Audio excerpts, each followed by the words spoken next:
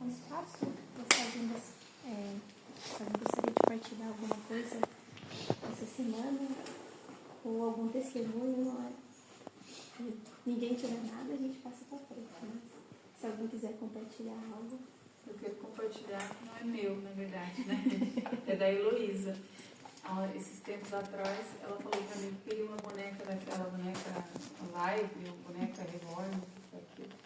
Não é aquela mais top das tops, né? Mas aí no domingo eles foram lá pro shopping, eu e a Armin estavam viajando, elas foram lá pro shopping comer lá com os jovens e depois ficaram lá porque a Heloísa tinha uma festa de aniversário lá no shopping. Então eles acharam uma loja, eu não conheço essa loja, diz que é uma loja que você compra aquilo, caixas fechadas, sacos fechados, porque aquilo são encomendas que fizeram e não foram buscar. Então eles vendem aquilo, não sabem o que tem dentro, nem a pessoa que compra sabe o que tem dentro. E aquilo é aquilo. Sei que o Gabriel e a Dani compraram lá um saco daqueles, uma caixa, que ainda estava assim tentando ouvir o que era, e quando abrem era uma boneca dessa para a Heloísa. Porque quando ela pediu, eu falei para ela, minha filha, essas bonecas são caras, eu não vou comprar, mas olha, né, de repente Deus te dá uma boneca. E ela tá bem, bora. Aí quando eu cheguei em casa, que elas me mostraram a boneca, eu falei, filha, Deus respondeu a tua oração dela. Não é que é mesmo? Ela assim, é interessante, porque aí faz lembrar eles de que ela orou por aquilo, né? E a gente até tinha esquecido já, e até ela tinha esquecido. Glória a Deus, a Hannah percebeu. A Hannah não, a Hannah. Entendeu o sentimento que compartilhou. Eu achei bem interessante que Deus usa essas coisas que nem são tão importantes assim, né? É uma boneca. Mas usa isso até para o coração da criança saber, não, eu orei. Deus ouve a oração. Mas é muito bonito. Eu lembro que várias vezes aconteceu isso com a Alice. A Alice era perita em orar na semana seguinte. Ela falava, eu quero um sorvete. Apareceu alguém com uma caixa de sorvete. Aí eu quero uma piscina. Apareceu alguém com... Eu falei, começa a orar por mim, Alice. Eu preciso de oração. Tudo que ela ora, Deus faz. Olha. Até assim, chuva lá em Lousada, era chuva. Eu quero um dia de sol, que eu quero passear. Queria muito essa. O dia seguinte acordava lindo. Eu falei, ore por mim. Aí eu pensei, oração, você tem linha direta com Deus. Mas é muito bonito de ver isso, né? A oração das crianças sendo respondida. Amém.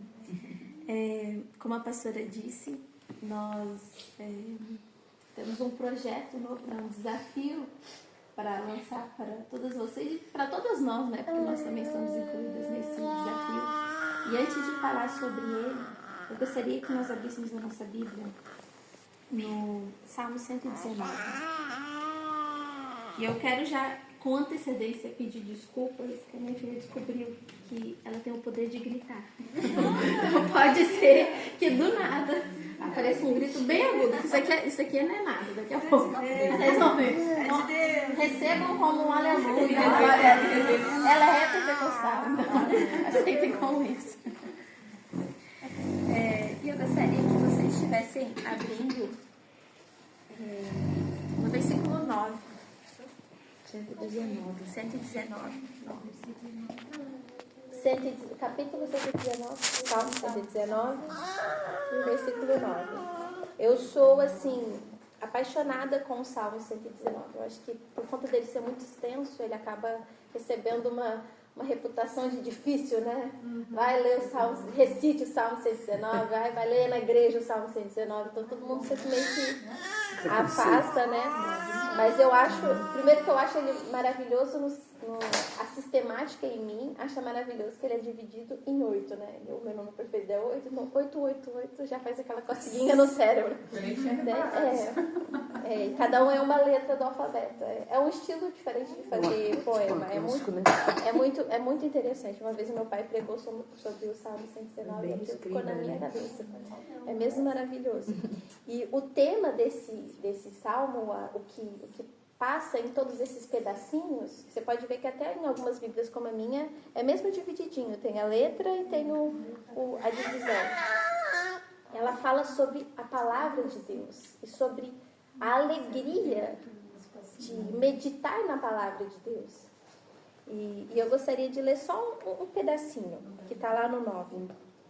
Como pode o jovem manter pura a sua conduta, vivendo de acordo à tua palavra? Eu te busco de todo o coração.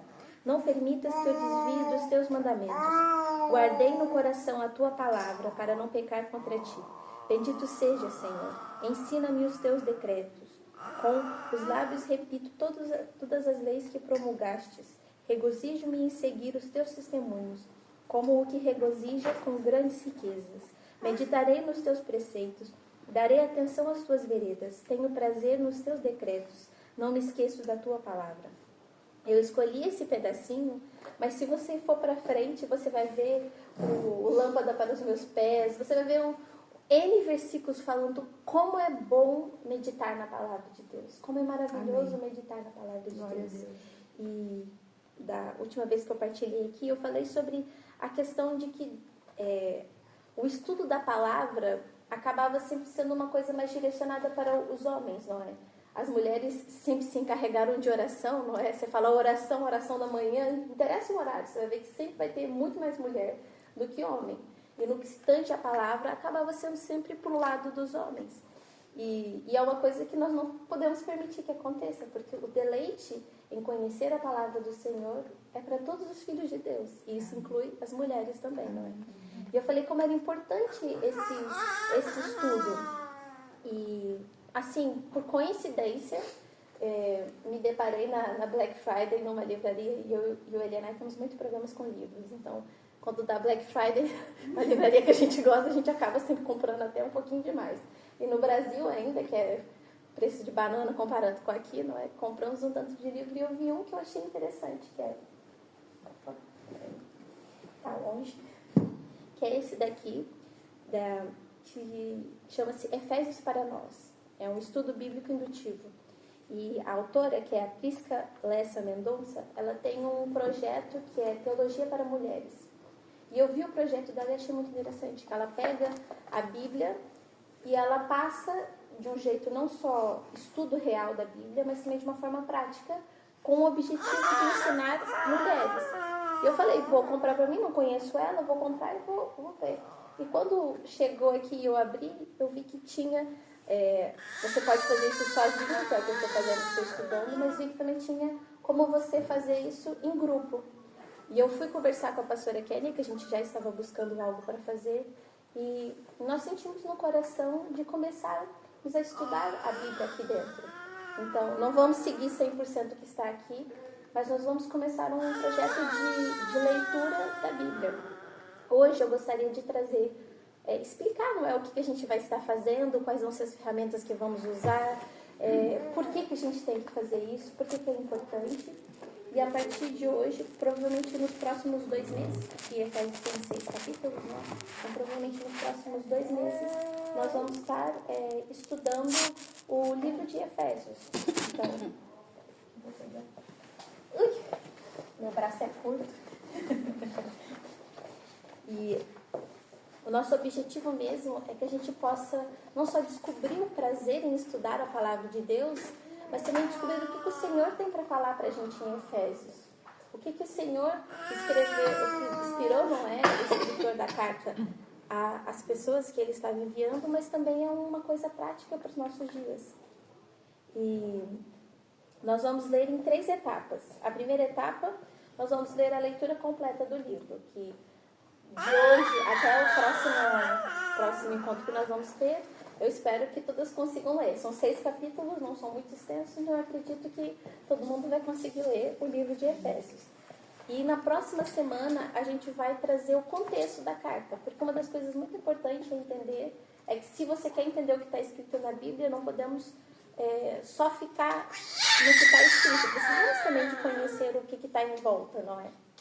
E também, após essa contextualização, nós vamos estudar capítulo por capítulo e no final vamos fazer uma revisão geral. Para isso, nós vamos precisar de uma Bíblia, não é? Eu espero que todo mundo tenha uma Bíblia. Se não tiverem, conversem com a Sônia.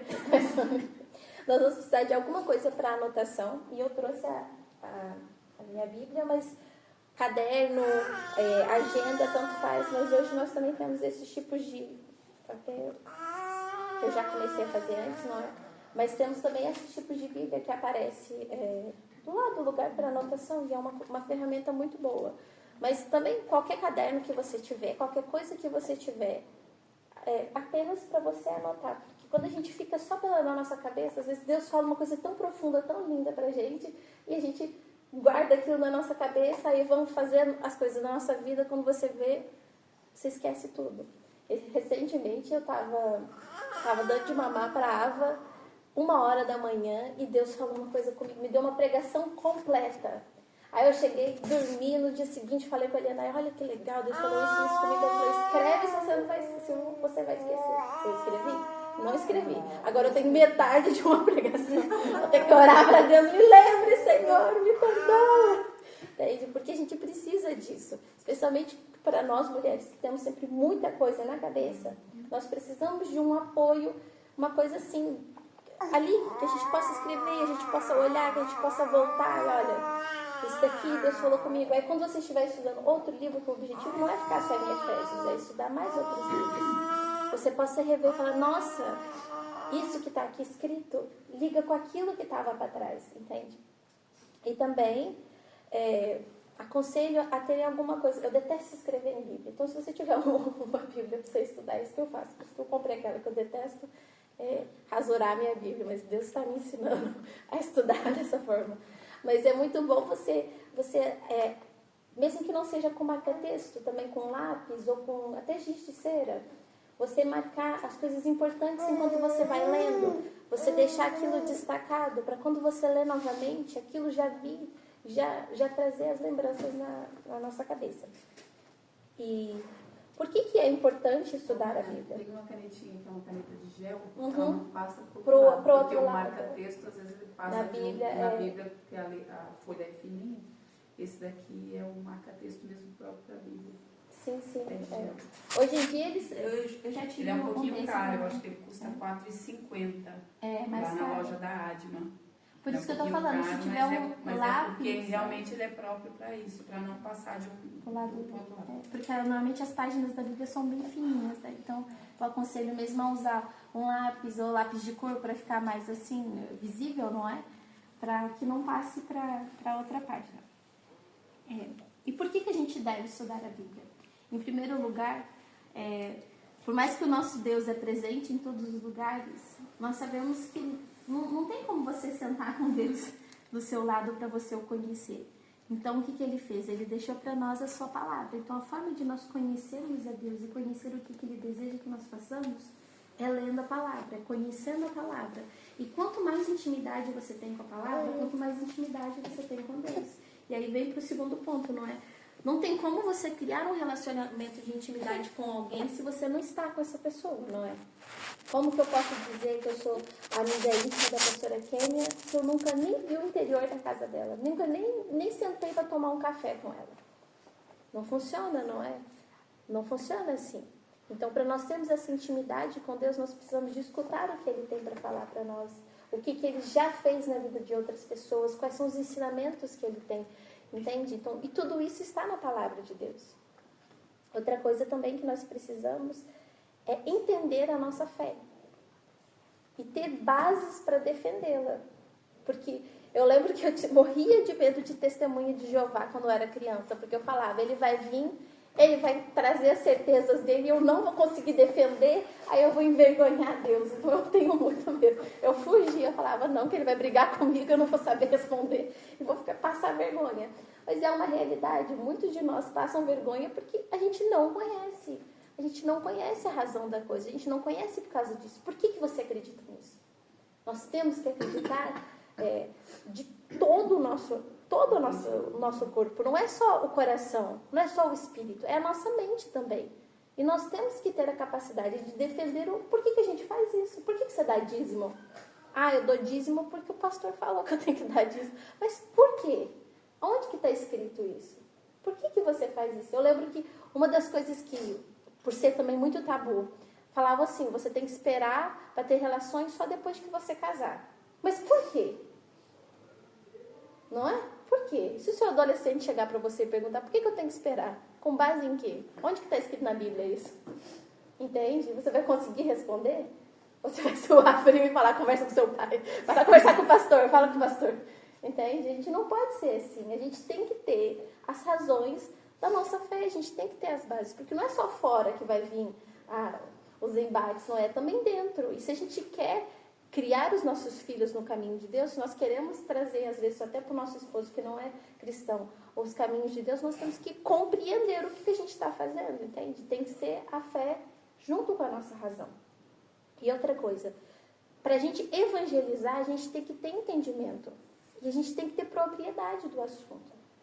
Um Jesus te ama faz muita diferença, faz mesmo. Mas explicar por que Jesus te ama, o que Jesus fez por você, o que Jesus tem preparado para você, é muito maior, entende? Então a gente tem que ter a capacidade de falar da nossa fé para a gente conseguir chegar no coração do outro. E por último, a gente precisa de exercitar a nossa mente e precisamos de exercitar o nosso espírito. Às vezes a gente fica tão envolvido com tanta coisa, não é? Rotinas pesadas, especialmente para quem trabalha e tem filhos. Isso aí para mim é uma loucura.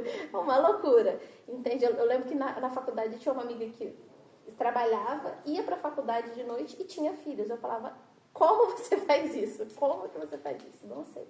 Mas nós temos tantas coisas e a nossa mente fica cansada e a gente não quer fazer nada com a mente. Essa aqui é a realidade. A gente chega em casa ou então a gente começa o dia, a gente está sempre cansada. A nossa mente está sempre cansada. A gente quer pegar o telefone e ver nada e tipo, dar aquela morte cerebral momentânea ali e não ter nenhum estímulo. Mas nós precisamos de exercitar a nossa mente. Nós somos capazes. Nós temos a capacidade de fazer as coisas. Eu lembro que na Ava nem tanto, mas após eu ter a Zoe, na Zoe eu já fiquei meio lerda.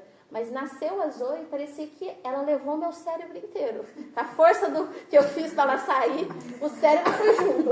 Entendeu? Acabou tudo, acabou. Eu não conseguia falar frases. Até hoje eu ainda confundo. Eu falei para ele, Eliana, coloca esse sorvete na geladeira. Aí eu falei, na geladeira não, Eliana, no micro-ondas. Eu nem tenho micro-ondas em casa. Aí eu ri e ele não conseguiu colocar no frigorífico que estava muito cheio, aí ele foi e colocou na geladeira. Eu acordei no dia seguinte com o meu gelado em iogurte, né? Deixou de ser sorvete, entende? Então a gente sabe que a nossa mente fica fora. E a gente fica sentindo isso, a gente sente. Eu sou burra, eu sou incapaz. Eu ficava, Eliana, eu não consigo subir para pregar. Eu não consigo fazer nada disso porque o meu cérebro não funciona. Eu não tenho cérebro. Eu consigo fazer muita coisa, mas aqui em cima eu só tenho uma cama para eu dormir de noite e acabou. Eu só tô em sistema de alerta. A criança chora, eu vou. É só isso que eu consigo fazer. E a Eliana falou assim, Randa, deixa de ser besta, você consegue fazer mais, vai estudar, vai ler, vai exercitar o seu cérebro. Entende? E eu vejo que na vez da Ava, eu já não me permiti chegar naquele nível. Eu falei assim, eu não quero saber se o meu cérebro tá ou não tá. Tanto que eu entrei para fazer minha pós-graduação com ela com 4 meses. Que para mim, se eu conversasse comigo do passado, seria uma loucura. Porque onde que tá seu cérebro, Ana? Mas estou fazendo, estou indo bem, graças a Deus. Então eu acredito que todas nós temos a capacidade dentro de nós de estudar. Nós conseguimos isso. O nosso cérebro está aí dentro. Ele precisa de ser exercitado. Como todo músculo. Se você for para academia, você não vai chegar pegando aqueles pesões e não vai funcionar. Você vai dos pouquinhos e você vai até que você consegue. Até que você fica forte, não é? Então a nossa mente é a mesma coisa. Então a gente precisa de exercitar. Então se você vê esse projeto e você falar assim, não é para mim porque eu não consigo, eu tô te dizendo, você consegue sim. Você consegue sim, porque eu acredito em você. Eu fico sempre na minha casa para todo mundo. Eu acredito em você, eu acredito no seu potencial, porque eles amam mandar as coisas para eu fazer, né? Então eu falo, eu acredito em você, eu acredito em você. Você consegue calçar esse sapato, você consegue encontrar um prato, você consegue. Então eu acredito em vocês, eu acredito no vosso potencial. Eu acredito. É uma ótima técnica para você falar, não precise de mim, faz você mesmo. Em vez de falar isso, fala, eu acredito em você, acredito no seu potencial. Você consegue, eu vejo. Educação positiva, né? Funciona com todo mundo. Agora, como fazer o seu... Vai pro espelho, agora fala para você mesmo, no espelho. Eu acredito em você. Essa menina parece mais que a pastora que ligou você. Só pra mudar de assunto assim de repente. A genética passou o desejo do coração. Espero que eu não tenha pegado raiva, né, pastora? Que diz que parece de quem você pega raiva. Deus me livre. sempre falo pra grávida, não pega a raiva da sua sogra, senão sua filha vai nascer com a cara, tô avisando. Não pode pegar raiva, não pode pegar raiva de jeito nenhum. Agora, como fazer o seu devocional? Como separar o seu momento? O livro, ele traz algumas dicas. A primeira é comece com uma oração. Toda vez que eu vou começar meu devocional, eu sempre oro a Deus que abra a minha mente, que esteja ali do meu lado, estudando junto comigo. E que Ele permita que aquele momento aconteça. Porque muitas das vezes, especialmente quem tem filhos, os filhos vão aparecer, alguma coisa vai acontecer, um telefone vai tocar, você está ocupado, sempre alguma coisa vai vir. Então eu sempre peço, Senhor, eu estou separando esse horário para estar contigo. Então me ajude, esteja comigo. A segunda coisa é ler e reler a passagem que você tem. Se você vai ler, por exemplo, Efésios 1, não leia apenas uma vez. Leia, fique naquele versículo, repita aquele versículo. Eu não entendi. Então, vou pegar uma outra versão, ou o telefone tem as versões Você pode ler em outras versões, não precisa de ter um monte de Bíblia. Você hoje tem no telefone, você pode ver as outras versões. Até você conseguir entender aquilo que você está estudando. Não faça a leitura só assim, eu tenho que ler 2 versículos, então eu vou ler só aqueles 2 versículos e é isso. Leia uma vez e acabou. Não, leia, releia, veja o que está aqui, o que isso quer dizer. Senhor, como isso vai ser aplicado à minha vida? Outra coisa é, escreva o que você entendeu do texto e as aplicações pessoais. Como esse texto se aplica à minha vida? O que está escrito, o fato, e como que ele aplica à minha vida? Escreve isso num caderno, entende? Porque aquilo é Deus falando contigo. É o Espírito Santo abrindo o seu coração. E depois reflita sobre aquilo que o Senhor falou contigo. Se você tiver outro momento do seu dia, você sempre pode pegar o que o Senhor falou, ou ficar com aquilo na sua cabeça. Olha, o Senhor falou comigo tal coisa. Então fica no seu dia. Como que manifesta aquela palavra no seu dia? Deus falou que você consegue. Mas como que eu consigo? Deus falou que eu sou um corpo. Eu tenho uma razão de estar aqui, mas qual é a minha razão? Então você vai estar aquele momento assim que você está fazendo um nada, não é? Lavando uma louça ou indo para o caminho do trabalho, voltando do trabalho. Fica refletindo o que o Senhor falou contigo. E também compartilhe o que você tem aprendido. A melhor coisa que tem é você falar sobre o que o Senhor tem falado contigo. Mesmo que a pessoa em questão não vai, assim, às vezes prestar tanta atenção, ou às vezes nem vai tão compartilhar, mas pega seu marido e fala assim, vem aqui, olha o que eu li de interessante, escuta agora. Escuta. Você sabia que na Bíblia está escrito isso? Pega seu filho, pega qualquer pessoa que seja, uma outra amiga, não é? Uma pessoa da igreja, encontre alguém e fale sobre. Entende? Porque às vezes a gente fica com tanto medo de falar sobre o que o Senhor fala conosco, com aquele medo de estar falando uma coisa errada ou de ter sido coisa de você mesmo e não do Espírito Santo. Mas quando você convida o Espírito Santo para estar junto contigo, e se você tem no seu coração a fé de que foi Ele que falou contigo, então você não tem que ter medo de partilhar. Agora, o título do livro é Efésios para Nós, Estudo Bíblico Indutivo. E eu quero explicar um bocadinho o que é o estudo bíblico indutivo, que é o que a gente vai usar.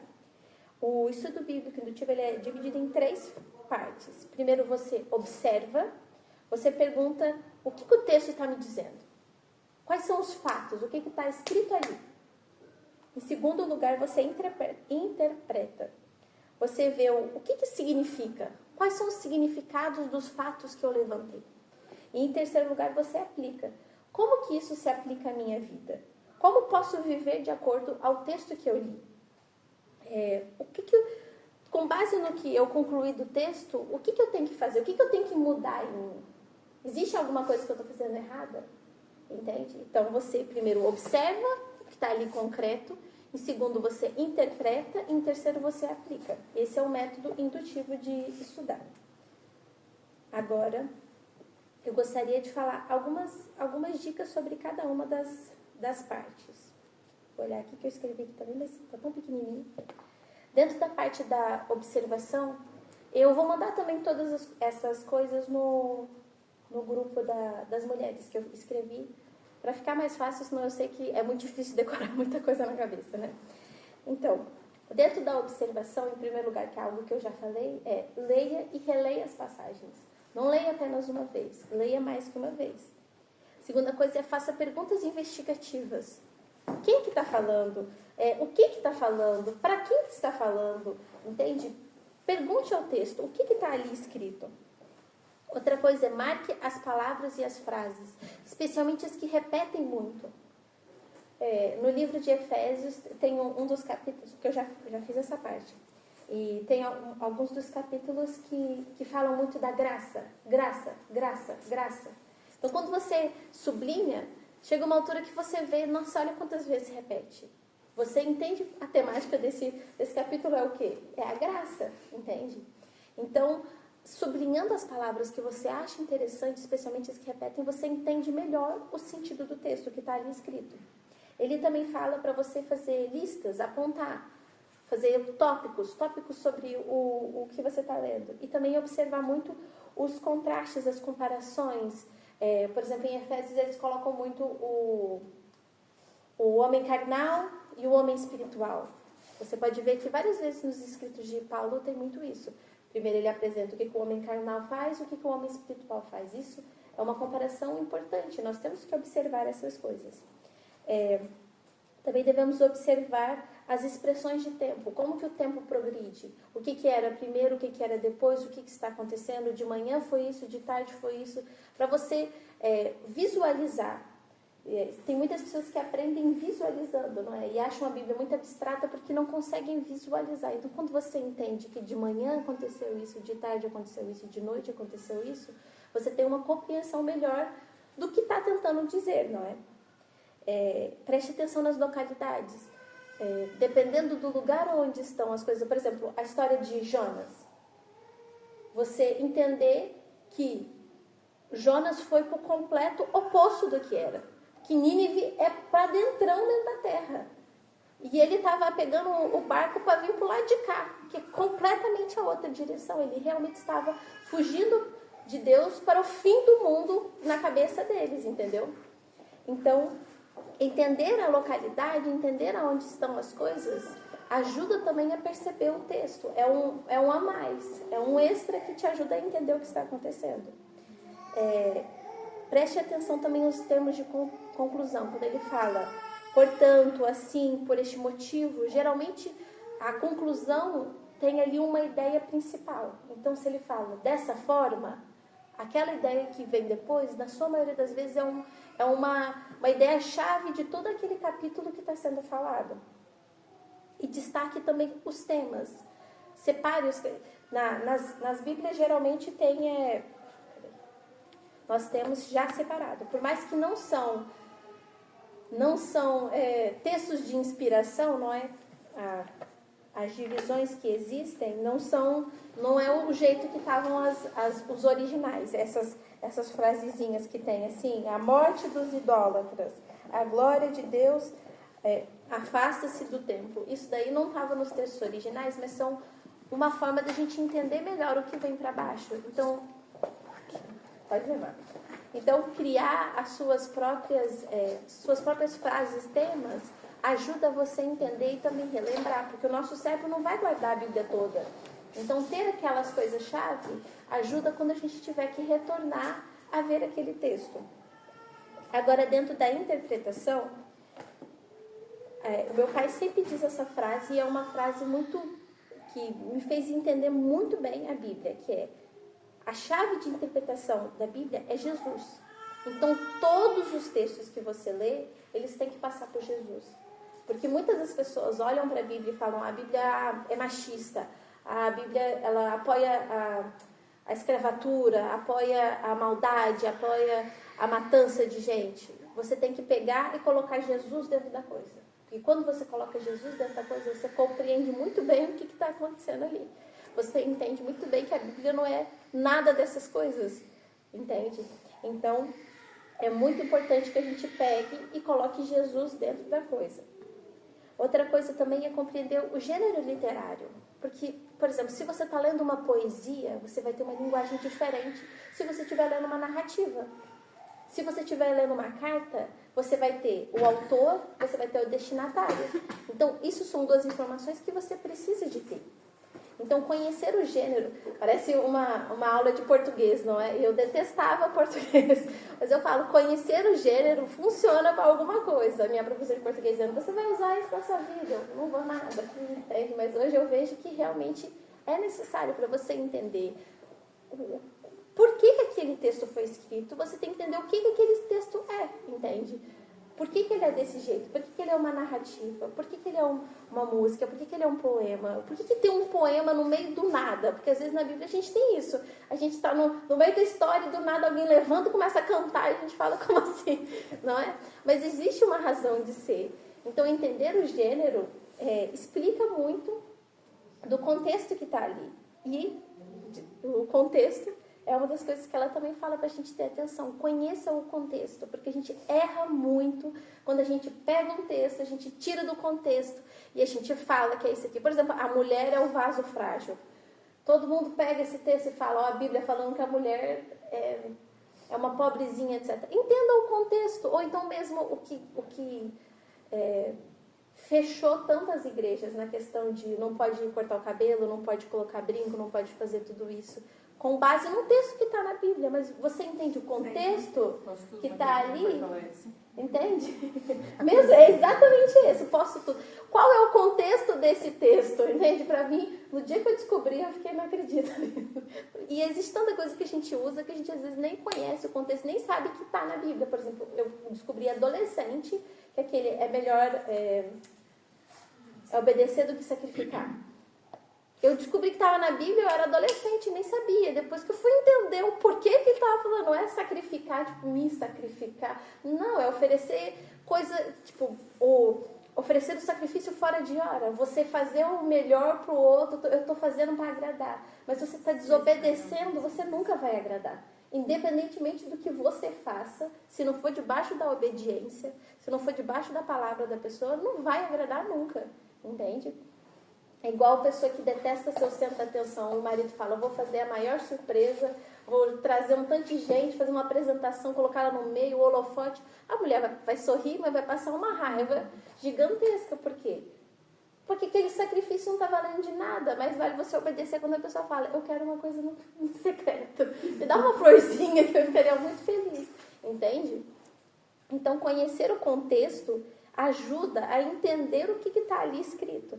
Porque a Bíblia, ela é clara, ela está ali, mas conhecer o contexto traz ainda mais clareza. Porque a gente tem que entender que muitos desses textos, muitos não todos, foram escritos há muito tempo atrás, com sociedades completamente diferentes de nós, com falas completamente diferentes de nós. Por exemplo, eu me perguntava por que Deus não deixou tão mais descrito a criação. Parece que falta tanta coisa que a gente quer... tipo, Jesus nasceu e do nada ele já tinha 13 anos. Por que a gente não pode saber sobre a infância de Jesus, entende? Mas quando você conhece a forma como o pessoal judeu escreve, eles são mais sucintos, eles realmente só colocam escrita objetiva.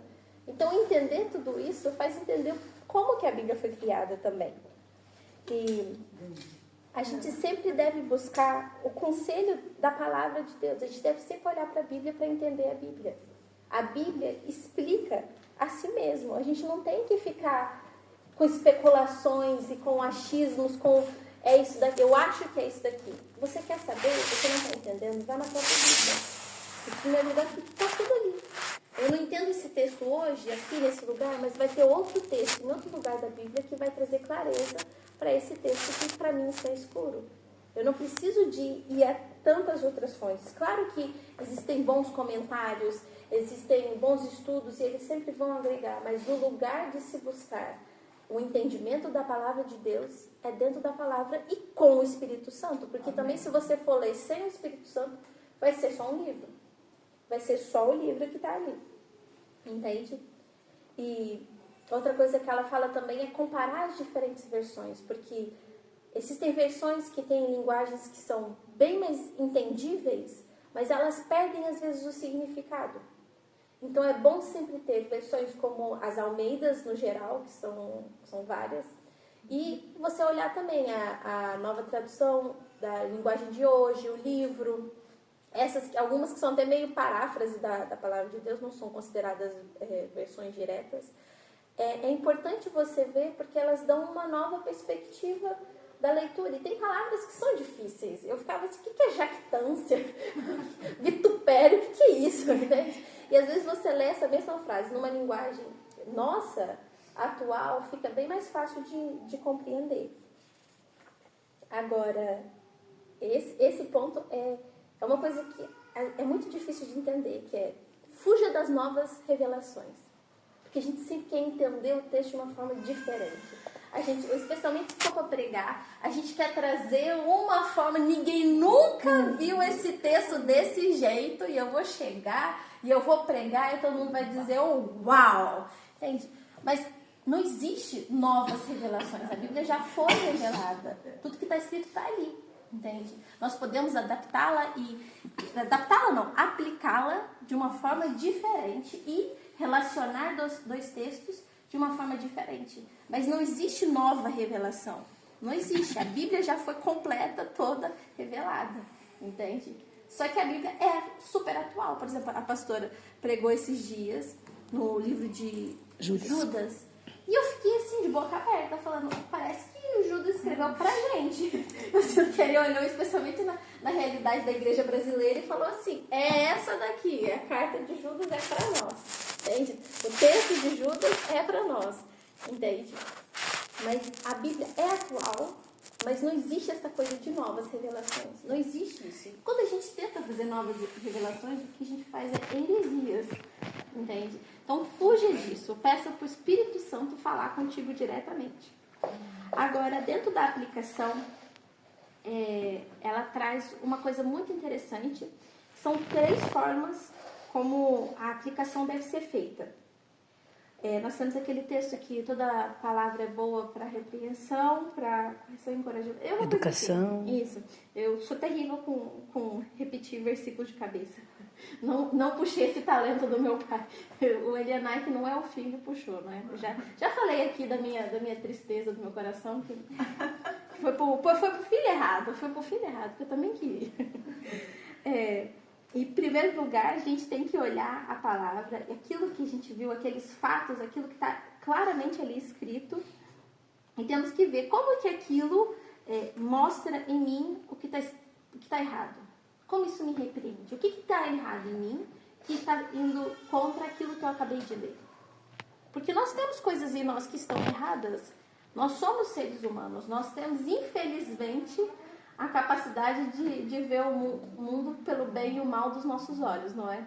Eu falo que, para mim, uma das piores... São 4 horas. Uma das piores coisas que a gente recebeu na queda foi também a capacidade de ver o mundo pelos nossos próprios olhos. Porque é muito difícil. É muito difícil, porque se você não tiver o Espírito Santo para te guiar, você sempre vai achar que você está vendo as coisas da forma correta. O seu sempre vai ser o certo. O seu vai sempre ser o correto. Só que todo mundo tem o seu.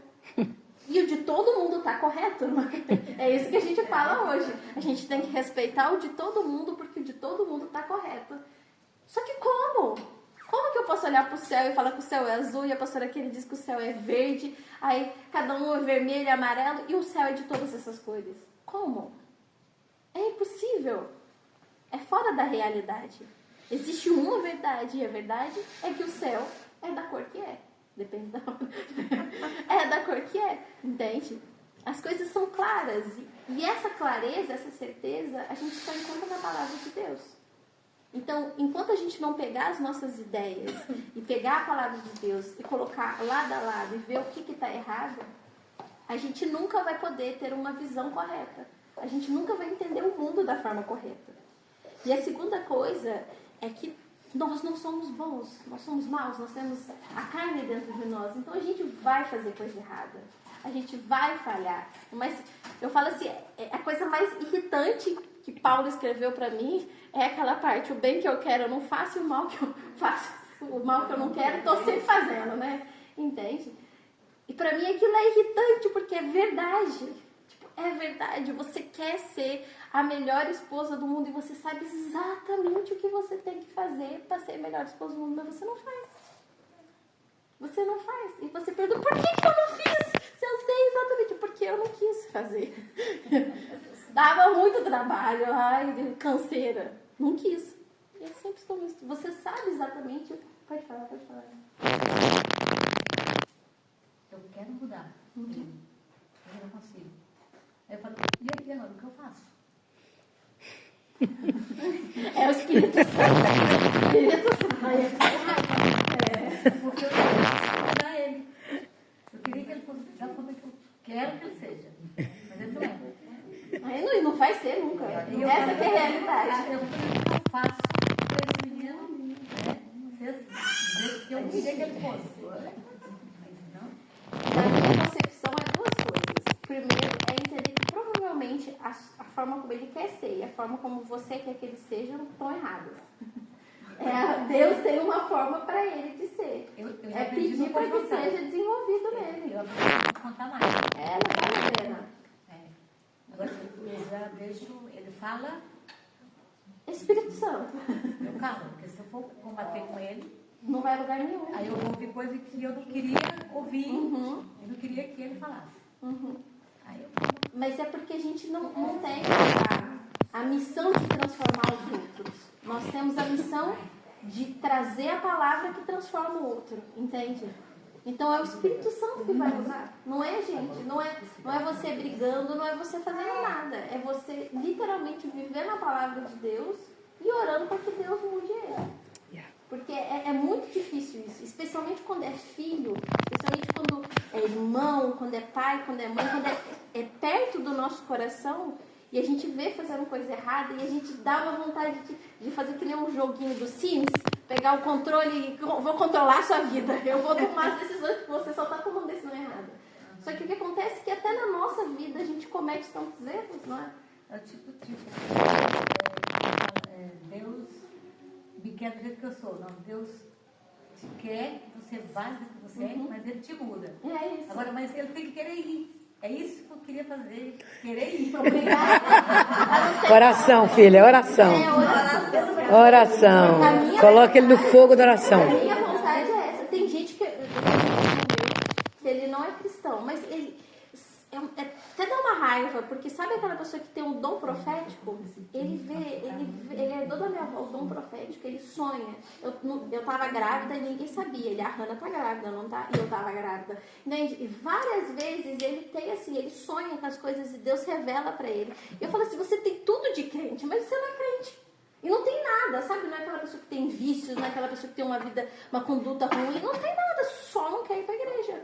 E a minha vontade é amarrar ele, atacar ele na igreja. Você só sai desse lugar depois que você aceitar Jesus. Mas não funciona. Não funciona, entende? Deus deu pra você o livre-arbítrio.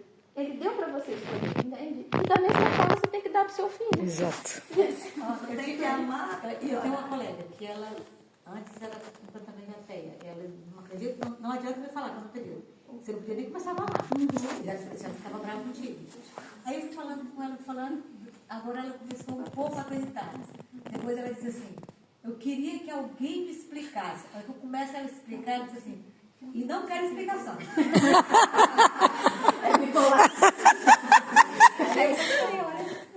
É entrar quando dá abertura. Tem que aprender a ser resumida. E não quero explicação. Eu falei, então... Tá difícil.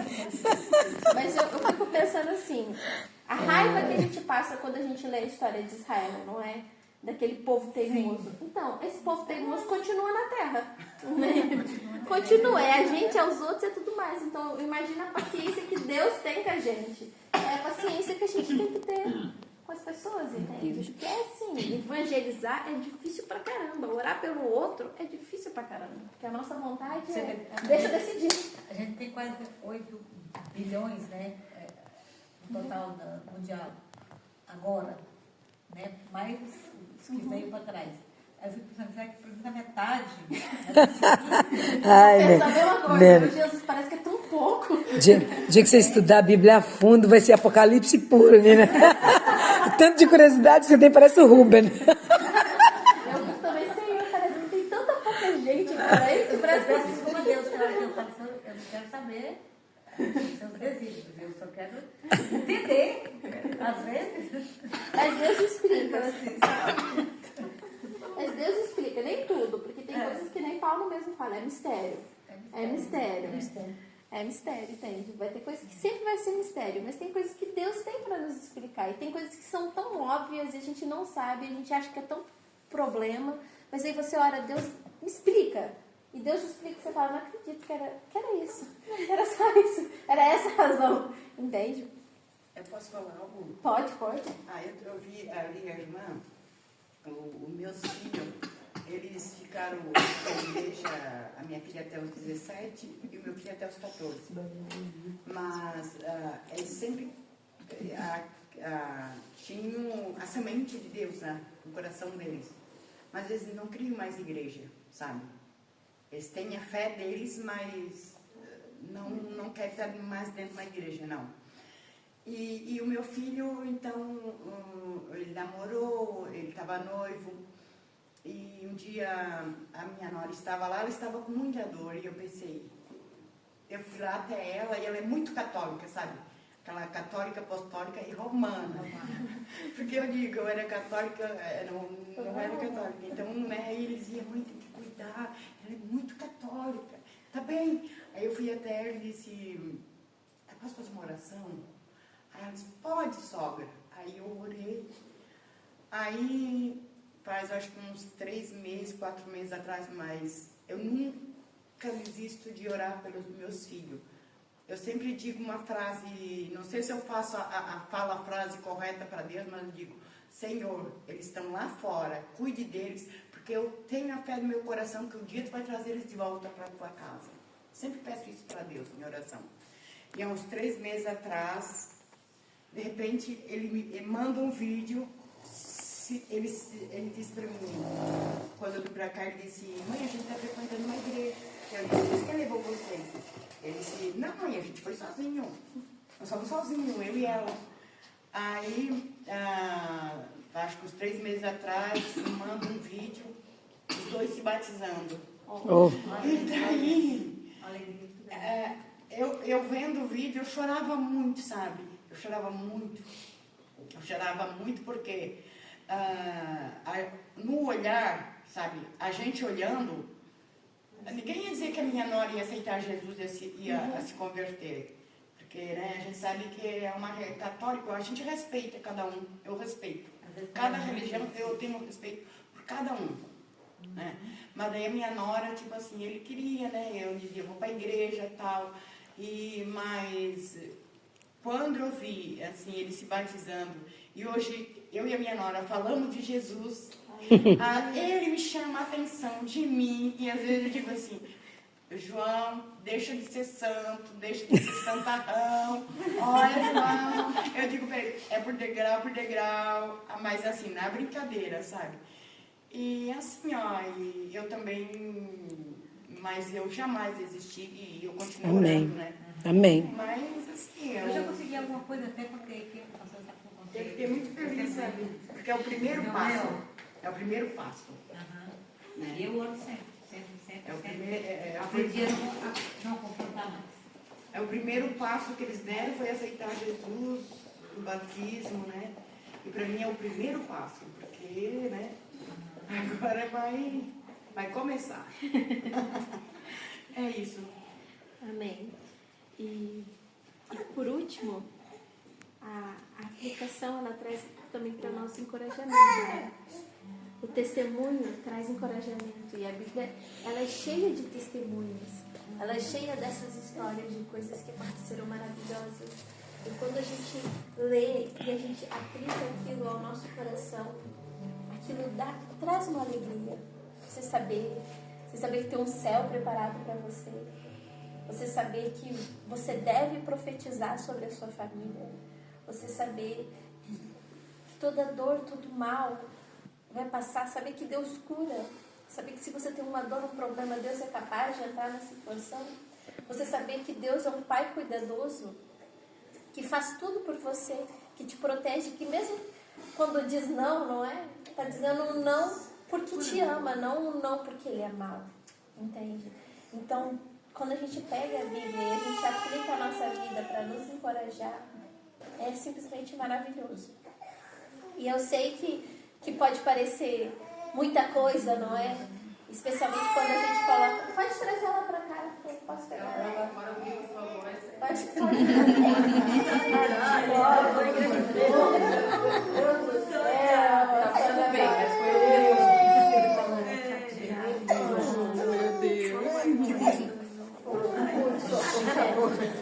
Sofre essa criança, sofre. Mas eu sei que pode parecer uma coisa muito difícil, especialmente quando você coloca nome, né? Método indutivo de estudo, parece sempre uma coisa sofisticada, fora da realidade. Mas é uma coisa simples. É você ler a palavra, é você reler aquela palavra, você meditar naquela palavra, você entender o que aquela palavra tem para te dizer e você aplicar na sua vida. E é exatamente isso que Jesus pede pra gente. Jesus pede que a gente olhe para a Bíblia como um guia, como a boca de Deus nos instruindo ao que fazer. Eu não sei fazer a maior parte das coisas que Deus coloca na minha mão, se eu for ser bem sincera.